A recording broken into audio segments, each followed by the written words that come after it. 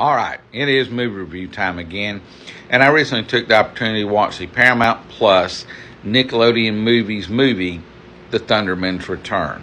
Now, this is based on a Nickelodeon TV series that ran from, I believe, 2013 to 2018, and it is about a family of superheroes. And I think, again, for fans, and I didn't watch the show. I've seen bits and pieces here and there, but this was not something that I just would have. Well, I won't say I would have, but I just didn't sit down and watch. So I didn't have, a ton of background, but I will say that I think they set the movie up in a way that you don't have to have a lot of background knowledge to grasp what is going on.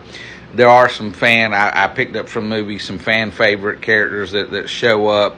And, this is a lot of fan service. And I think for the fans of the Thundermans, I think this will do what it set out to do. And that is to reintroduce the characters, bring them back for another time.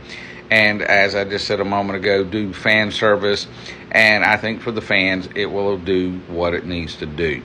Now, for a non-fan, someone who is watching this for more or less the first time, it's really not that good.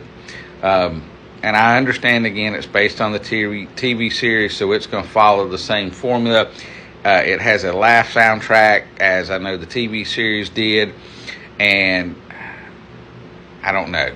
Sometimes that gets kind of old if you watch a lot of TV comedy shows. You've seen a lot of shows with laugh tracks. Sometimes that gets kind of annoying. I don't know. I just was not a fan of this movie. And again, I know I'm coming as an outsider, not having watched the series, and I know this really honestly was not aimed at me and for me because I'm not a fan of the series, but I still like movies, and I just kind of wish maybe they had went a little more, done a little more with it, let's say. SpongeBob has had movies, Paw Patrol's had movies, they even took Good Burger and made it into 2 movies, and they just seemed to step up the game when they made the movies, and I just wish they had done a little bit more to step this game up. Even though I know it's not going out into theaters, I think they could have afforded to have done that and not lost any of the feel of the series.